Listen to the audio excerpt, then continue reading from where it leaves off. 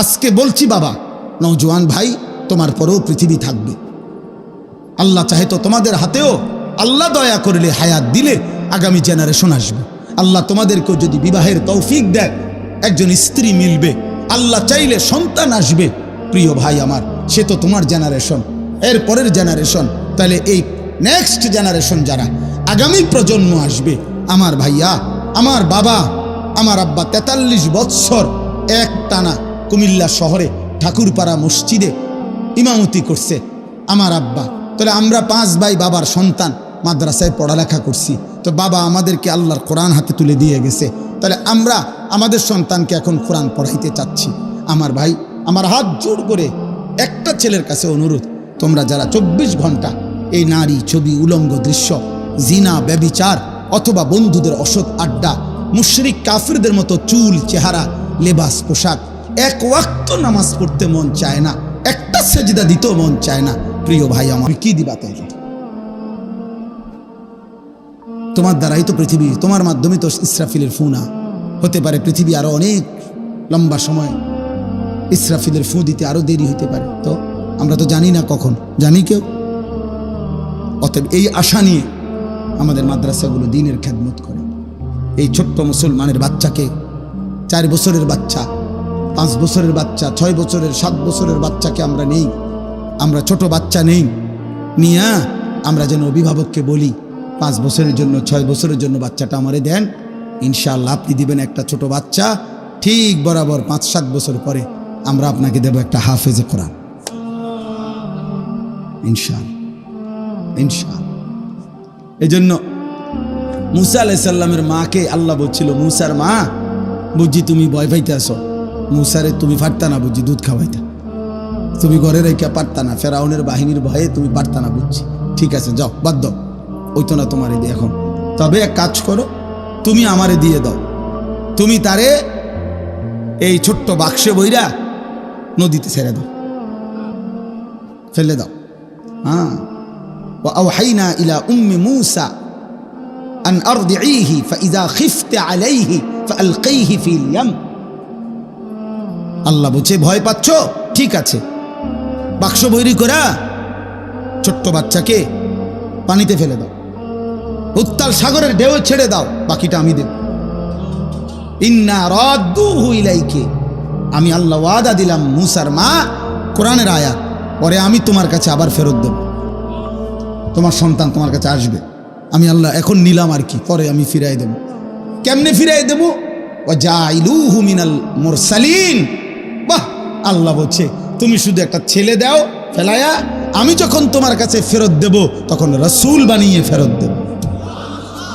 কয়দিন পরে শুনবে সে মুসা নবী। এখন শুধু ছেলে দাও, আমি তো মাদ্রাসা ইনশাআল্লাহ রহম করলে মালিক আপনারে হাফেজে কোরআন দেবে ইনশাআল্লাহ, ইনশাআল্লাহ, ইনশাআল্লাহ। আল্লাহ আমাদেরকে তৌফিক দান করেন। অতএব আমি অনুরোধ করি, আমরা প্রত্যেকেই, আমাদের প্রত্যেকের এটা দরকার।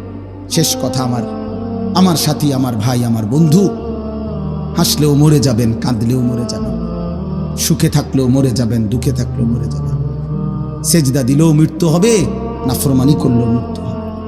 আল্লাহর বন্দিগি করতে করতে আব্দুল কাদের জিলানী রাহমাতুল্লাহ আলাইহি হয়ে গেলেও মৃত্যু হবে, আল্লাহর নাফরমানি করতে করতে ফেরাউন নমরুদ হলেও মৃত্যু হবে। সুখের রাতও ভোর হয়, দুঃখের রাতও ভোর হয়, বাসর রাতও ভোর হয়, ফাঁসির রাতও ভোর হয়, মদের রাতও ভোর হয়, তাহাজ্জুদের রাতও ভোর হয়, ভোর হয়, কোনো রাতই বাকি থাকে না। অতএব আমরা মরেই যাব ভাইয়া, আমরা চলেই যাব। আর আল্লাহ এটাই বলছেন। এইবার শুনেন, আমার কথা শেষ। আল্লাহ তাআলা বলেন, ওয়াজাআত সাকরাতুল মাউতি বিল হক যালিকা মা কুনতা মিনহু তাহিদ। আল্লাহ বলছে, বান্দা শুনো, অচিরেই সত্য সত্যই একদিন মৃত্যুর যন্ত্রণা আসবেই আসবে, তোমাকে মৃত্যুবরণ করতেই হবে। যালিকা মা কুনতা মিনহু তাহিদ, এই মৃত্যুই সেই মৃত্যু যা থেকে তুমি বারবার পলায়ন করেছিলে। অনেকবার অসুস্থ হইছ, দৌড় দিয়া ডাক্তারের কাছে গেছো, ওষুধ আনছো, ভালো হয়ে গেছো। অনেকবার ছোটখাটো অ্যাক্সিডেন্ট হইছ, সেলাই করছো, ব্যান্ডেজ করছো, ওষুধ খাইছো, ভালো হয়ে গেছো।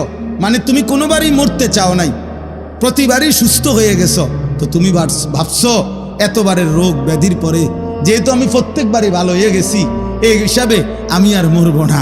আল্লাহ বলে, না বান্দা, রোগ সুখ, মাথা ব্যথা, জ্বর, সর্দি, পেট ব্যথা এগুলো না বারবার আসে, কিন্তু মৃত্যু তো বারবার আসে না। মৃত্যু কেবল একবারই আসে, সে আসে। এই পৃথিবীর আলো বাতাসে বড় হই নাই, তো বোকা হব কেন? বোকা হব কেন বাপ?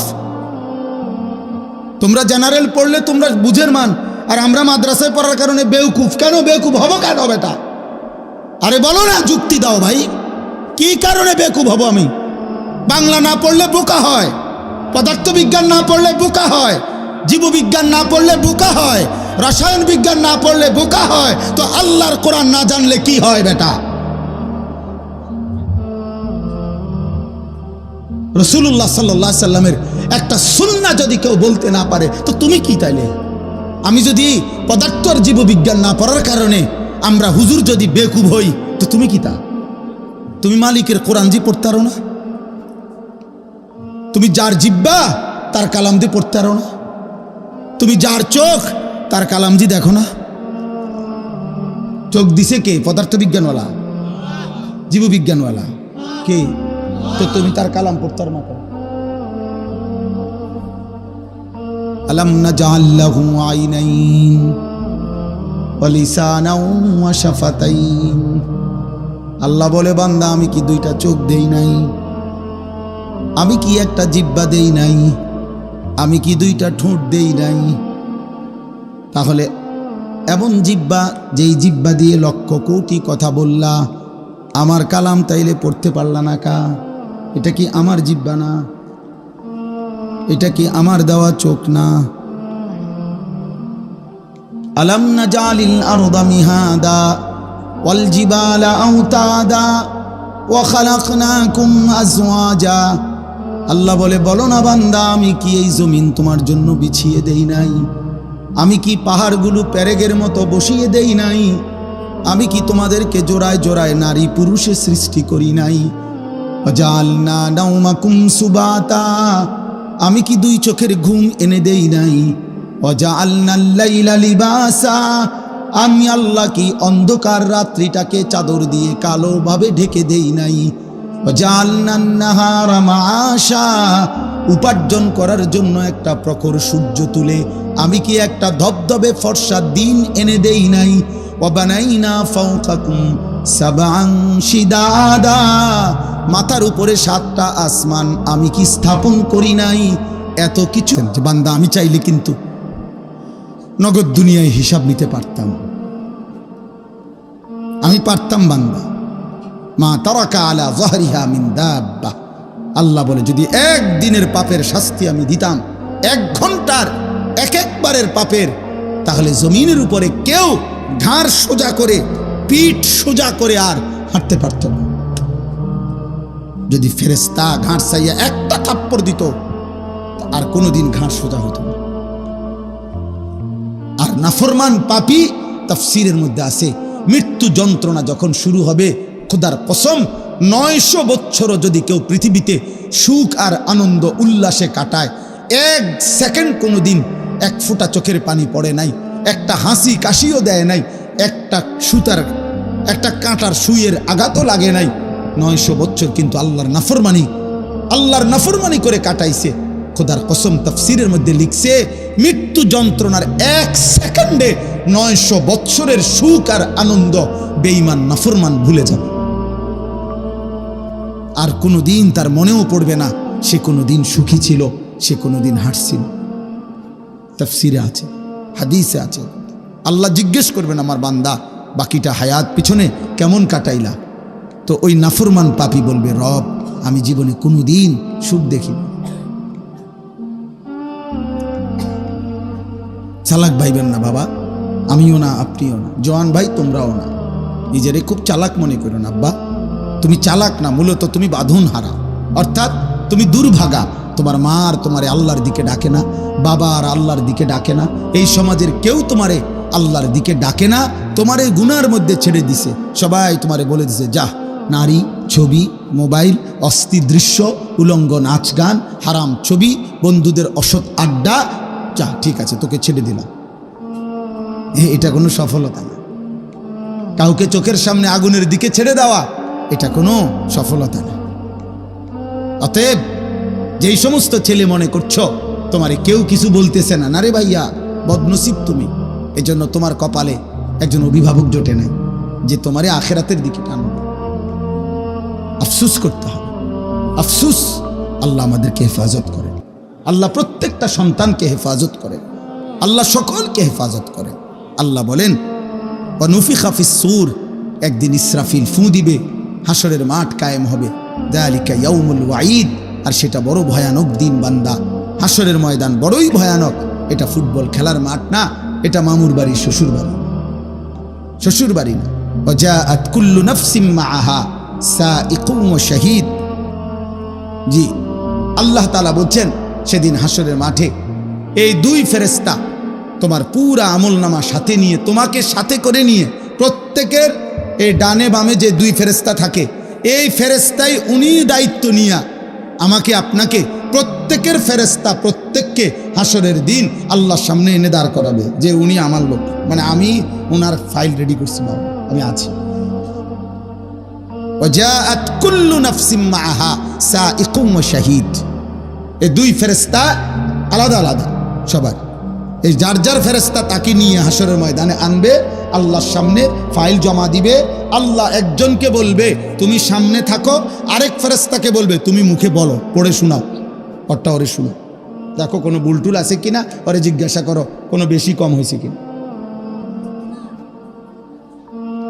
লাকাদ কুনতা ফি গাফলাতিন মিন হাযা, আল্লাহ বলে এই হাসরের দিন থেকেই তুমি গাফেল ছিলা, আজ সেটাই তোমার সামনে আনলো। ফাকাশাফনা আনকা গিতাআকা ফাবাসারুকা আল-ইয়াওমা হাদীদ, তুমি ভেবেছিলে মৃত্যুর মাধ্যমে চোখ বন্ধ হয়ে গেছে। আল্লাহ বলে না, মৃত্যুর মাধ্যমে আমি তোমার চোখ খুলে দিয়েছি, আর এবার চোখের দৃষ্টি শক্তি আগের চাইতে বাড়াইয়া দিছি। অর্থাৎ আগে তুমি দুনিয়ায় থাকতে চোখ দিয়া এখান থেকে আধা কিলোমিটার দূরেও দেখতা না, এখন মৃত্যুর মাধ্যমে কবরে থাইকেই এই চোখের পাওয়ার আমি এমন বাড়ায় দিছি, কবর থেকেই জাহান্নামের আযাব এক নজরেই দেখবা আর যন্ত্রণায় জ্বলতে থাকবে। ফাবাসারুকা আল-ইয়াওমা হাদীদ, এটার অর্থ এটা, চোখের দৃষ্টি শক্তি বাড়িয়ে দিলাম। এজন্য নাফরমান কবর তো এখানে, কিন্তু সে মনে করেন এখান থেকেই তার জাহান্নামের আযাব দেখবে, আযাব দেখবে। আর শুধু যতক্ষণ কিয়ামত হাসরের মাঠ না হবে অতক্ষণ পর্যন্ত আযাবের এই দৃশ্য দেখবে, আর কলিজাটা যন্ত্রণায় জলদি পড়ে ছাই হতে থাকে। আহা কি দেখলাম, আহা কি দেখলাম, আহা কি দেখলাম, আহা আমার কি হবে, আহা আমার কি হবে। নবীজি বলছে নাফরমান শুধু বলবে ইয়া রাব্বি লা তাকুমিস সাআ, আয় মাওলা কিয়ামত দিয়েন না রে মাওলা, ইসরাফিল যেন ফু না দেয়, আমি কেমনে সইব এমন জাহান্নাম।